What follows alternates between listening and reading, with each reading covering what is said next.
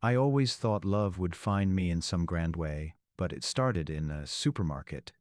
My life was routine: work, home, sleep. I'm an accountant and excitement isn't in my job description. That day, I was getting milk and oats. I turned into the cereal aisle, and there she was. We reached for the same granola box. Our hands almost touched. We both pulled back and laughed. Go ahead. She smiled, and that sminged everything. She introduced herself as Lena. I'm Mark. We talked for a minute. She was new in town, working at the hospital. I wanted to keep talking, but she left. I kicked myself for not asking for her number. But at checkout, I saw her again. Her card was declined. She looked so stressed. I stepped in and paid.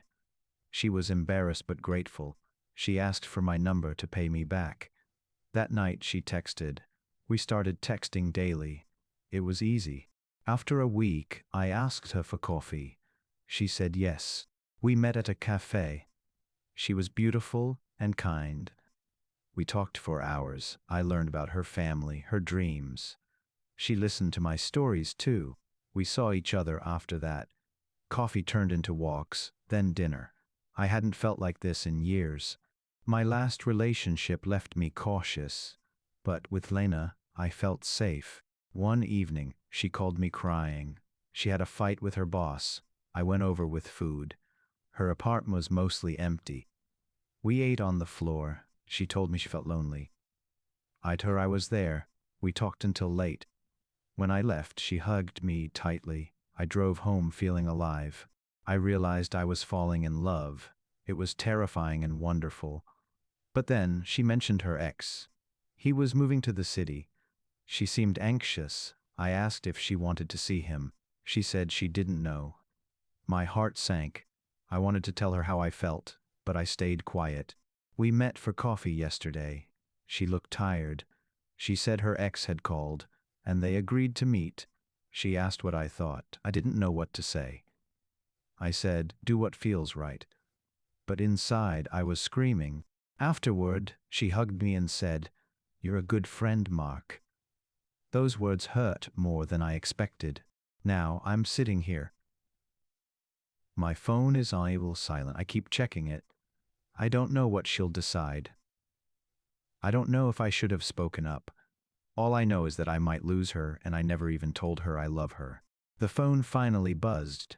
It was Lena. "Can you meet me at the park?" she asked. Her voice sounded flat.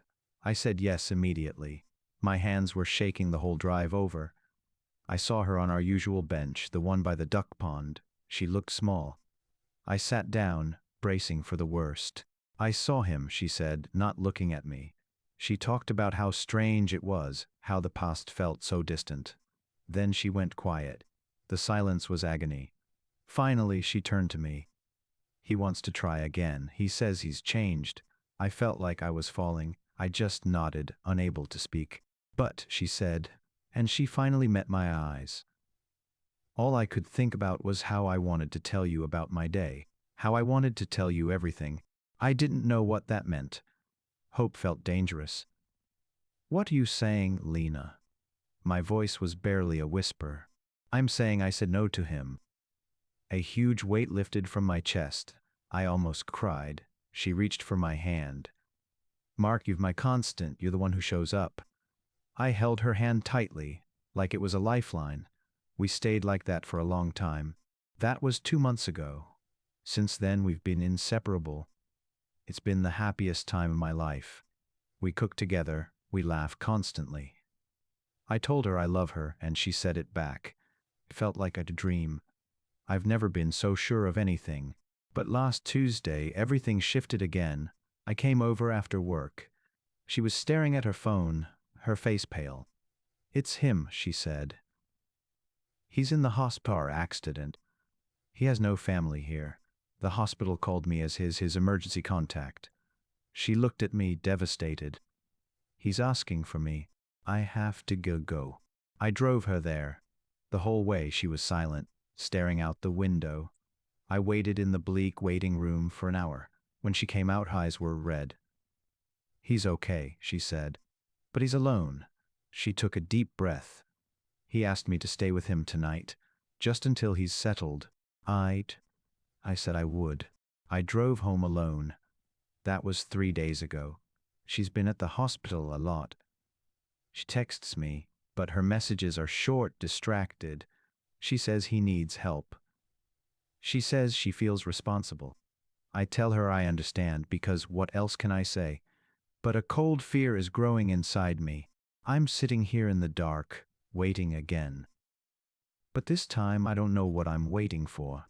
The waiting is the worst part. I give her space, but it's eating me alive.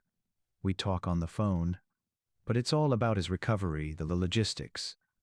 Finally asked if I could see her. She sounded tired, but she said yes. We met for a quick lunch near the hospital. She looked exhausted. I reached for her hand, but she moved it to pick up her coffee. It was a small thing, but it felt huge. How are you holding up? I asked. He's really vulnerable right now. I nodded, but inside I was screaming, what about us?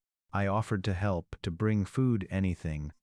She said it was okay, that she had it under control. The meal felt rushed.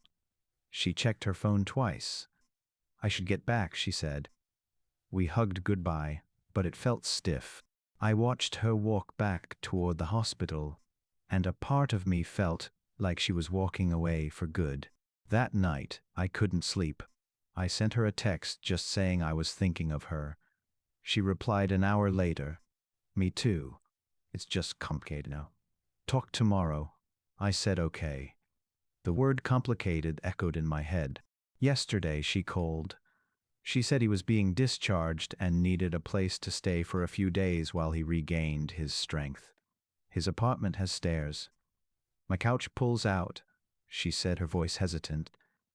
I feel like I have to, just for a little while. What could I say? If I said no, I'm the bad guy. I just asked, where does this leave her? There was a long pause. I don't know, she whispered. I need to figure this out. Please, just give me a little time. So, that's where I am. I'm giving her time. Feels like a year. My apartment is too quiet. I keep imagining him there in her space, on her couch. I keep wondering if she's remembering old feelings. I thought we were solid, but now it feels like sand slipping through my fingers.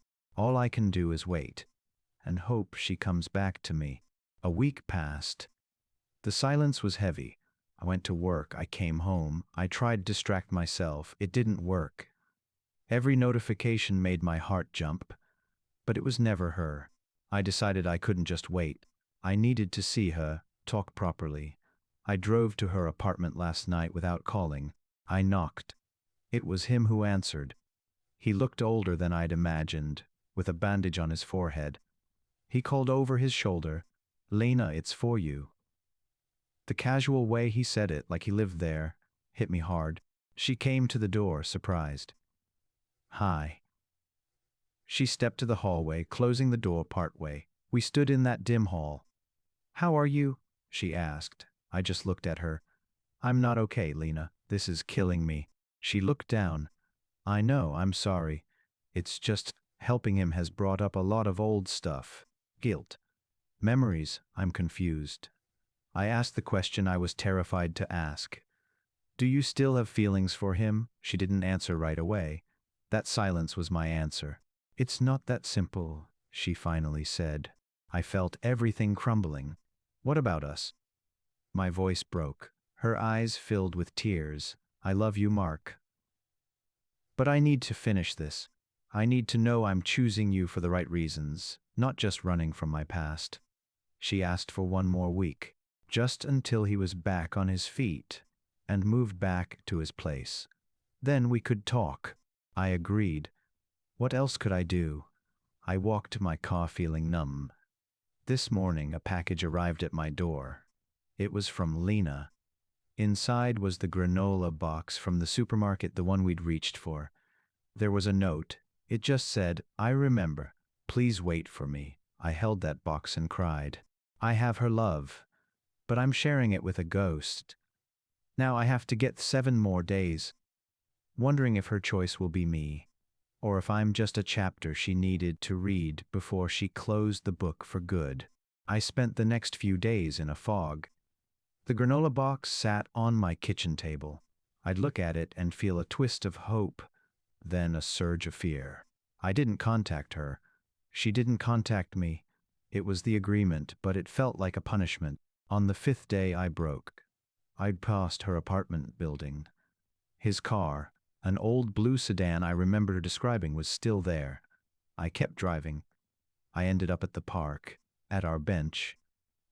I sat there for an hour, staring at the ducks, feeling utter lost.